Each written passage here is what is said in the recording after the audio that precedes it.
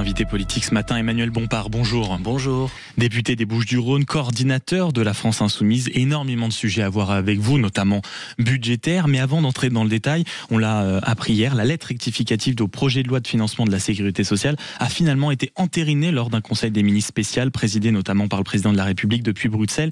Donc bravo.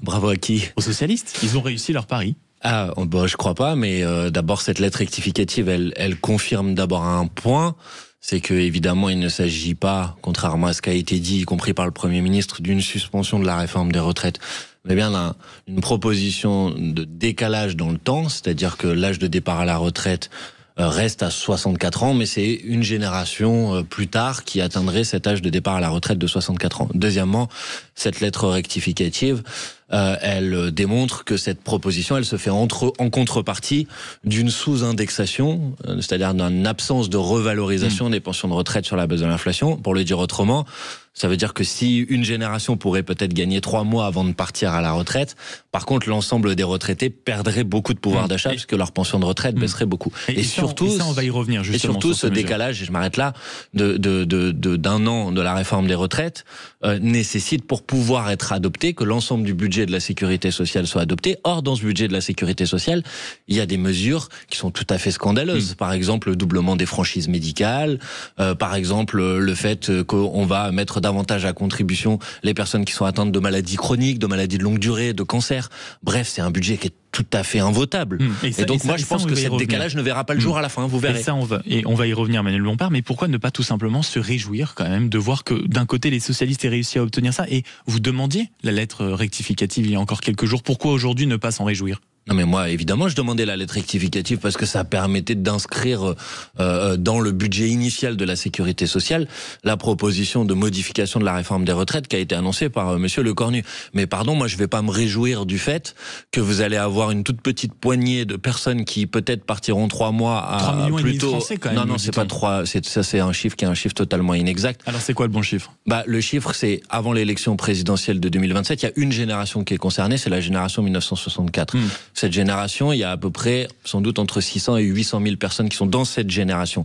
Et même pour ces 600 800 000 personnes, c'est pas une victoire ? Mais non, justement, j'aimerais bien vous dire que oui, c'est une victoire. Le problème, c'est que ces personnes-là, les personnes dont on est en train de parler, peut-être qu'elles vont partir 3 mois plus tôt à la retraite. Mais par contre, leur pension de retraite va baisser, non seulement l'année prochaine, mais pendant 4 ans, parce qu'il y a une sous-indexation des pensions de retraite. Donc même ces personnes-là, elles ne vont pas y gagner à la fin. Donc, moi, j'aimerais bien vous dire, c'est génial, il y a des gens qui vont partir plus tôt à la retraite. Mais malheureusement, ça ne correspond pas à la réalité. Et je vais même vous dire, parce que j'ai analysé en détail la lettre rectificative, dans la génération 64, si j'ai bien compris, si j'ai bien lu le décret, la lettre rectificative, toutes les personnes qui partent avec le dispositif de carrière longue, c'est-à-dire les gens qui ont commencé à travailler avant 21 ans, ne sont pas concernés par la suspension proposée, par le décalage proposé.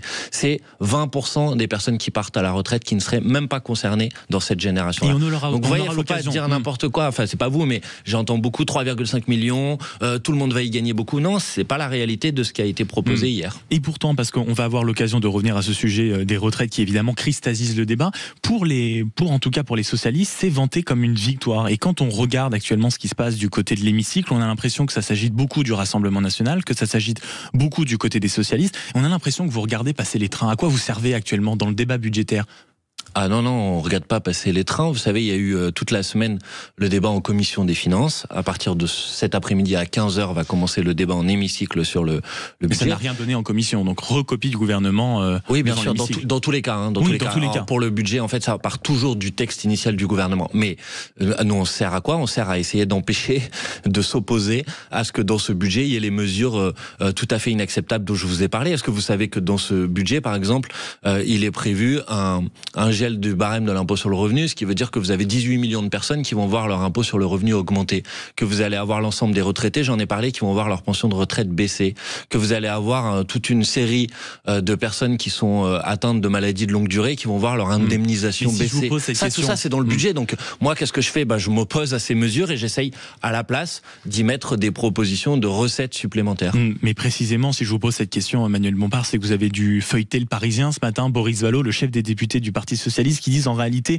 quand on leur pose la question que répondez-vous aux insoumis qui disent que vous êtes fait piéger, ils répondent pour l'instant, eux n'ont rien ramené aux Français. Leur tweet intempestif ne m'intéresse pas, je ne travaille pas pour la France insoumise, je travaille pour les Français. Mais bon, Boris Vallaud dit ce qu'il veut, mais en l'occurrence, pardon, mais qu'est-ce qu'il a ramené pour l'instant pour les Français? Parce que pour l'instant, on a donc un débat qui va être organisé à l'Assemblée nationale sur cette possibilité de décaler l'entrée en vigueur de la retraite à 64 ans d'un an. Mais pour que ça voit le jour à la fin, c'est ça qu'il faut que les gens comprennent. C'est pas, ça y est, c'est pas décidé ça. Pour que ça voit le jour à la fin, il faut que le budget de la sécurité sociale soit voté par le Parti socialiste. Donc en fait, Boris Vallaud devrait répondre à la question suivante. Est-ce que oui ou non le Parti socialiste à la fin a l'intention de voter le budget de la sécurité sociale, dans lequel il dit lui-même pour l'instant qu'à l'Assemblée nationale, c'était sur le budget, pas sur le budget de la sécurité sociale. L'ensemble des propositions que les socialistes ont formulées ont été rejetées par une majorité de députés.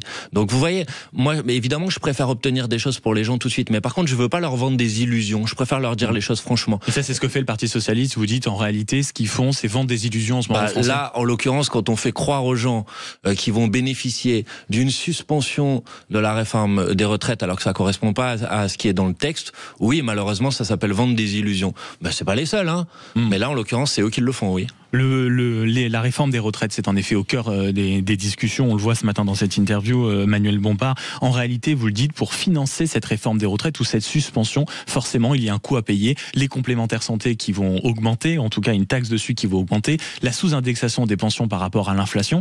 Est-ce qu'on n'est pas en droit de se dire qu'en réalité, quand on suspend une réforme, il n'est pas totalement logique que les retraités participent à cet effort?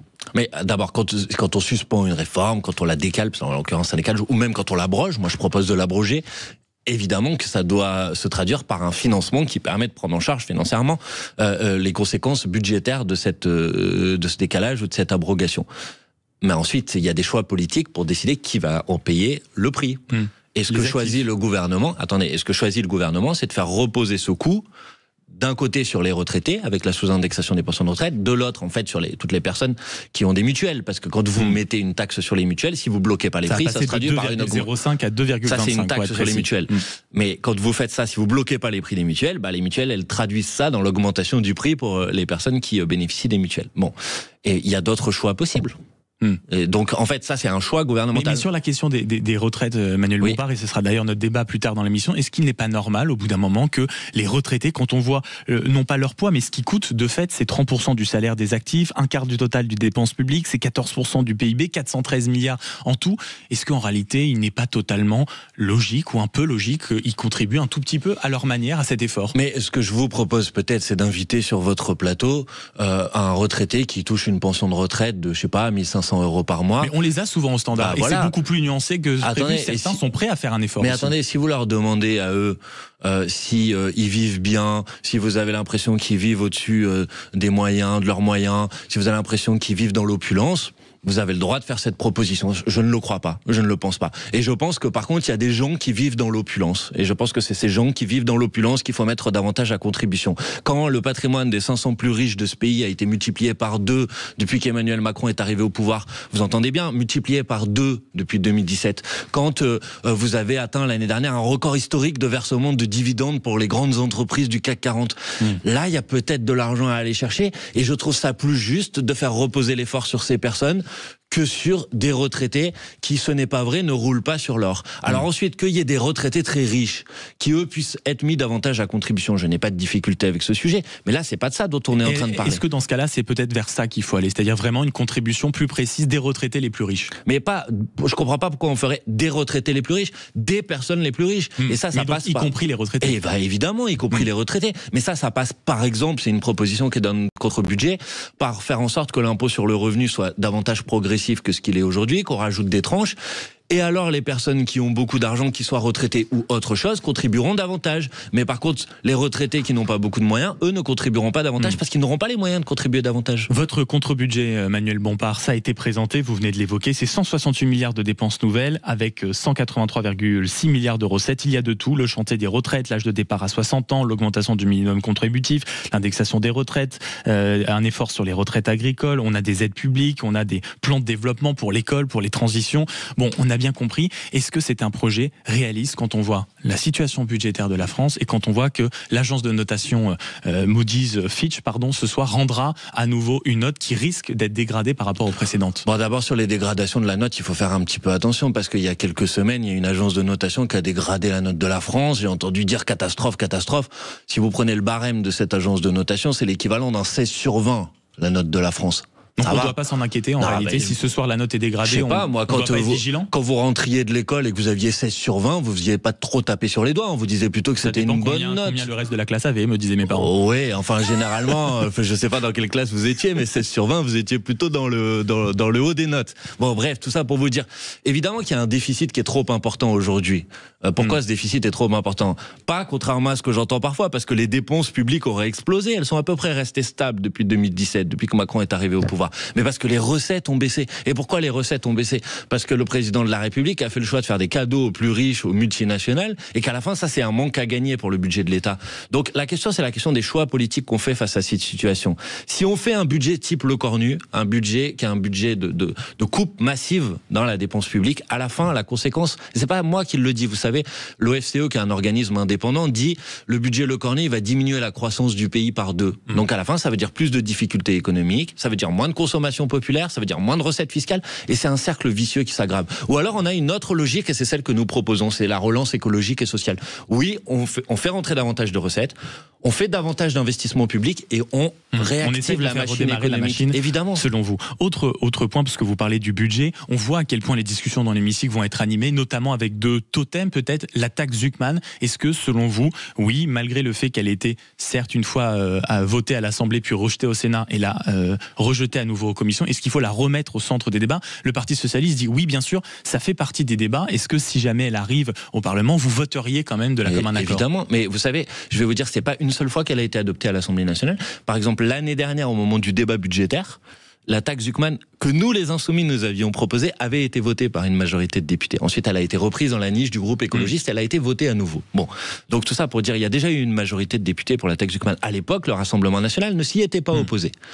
Et là, en commission, il s'était abstenu. Et là, en commission des finances, le Rassemblement national a voté contre. Donc d'abord, je voudrais quand même vous alerter, parce que vous avez un parti qui vous dit, moi je suis prêt à gouverner, et qui en 6 mois d'intervalle décide qu'avant il était plutôt d'accord avec la taxe Zuckman, maintenant il est contre. Donc ça veut dire quoi? Qu'en économie, ils ne sont pas au niveau? Hier, ils ont présenté un contre-budget, franchement c'est ni fait ni à faire. Hein. Leur chiffrage ne va pas du tout, et surtout, dans le contre-budget présenté hier par le Rassemblement national, ils disent eux-mêmes qu'ils repartent du budget de Monsieur Le Cornu, et donc un certain nombre d'horreurs dont je vous ai parlé, ils les gardent dans leur contre-budget. Par exemple, le doublement des franchises médicales, Madame Le Pen ne chiffre pas une annulation de cette mesure. Ça veut dire qu'aujourd'hui, dans le contre-budget tel qu'il est proposé par Madame Le Pen, c'est dedans. Voilà, donc Madame Le Pen devra expliquer à ses électrices et à ses électeurs qu'elle est donc favorable au doublement des franchises médicales. Je pense que ça va être un petit peu difficile. Tout ça pour vous dire, parce que votre question initiale c'était la taxe Zuckman. Évidemment qu'il faut.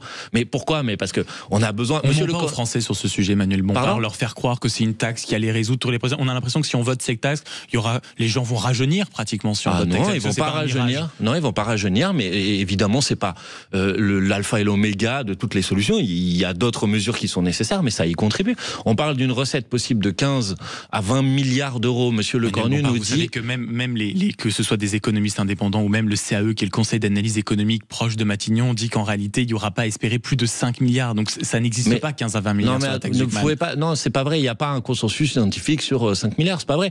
Vous savez, j'ai entendu Monsieur Aguillon, qui je crois est le nouveau prix Nobel d'économie, critiquer la taxe Zuckman. Et on en a beaucoup parlé.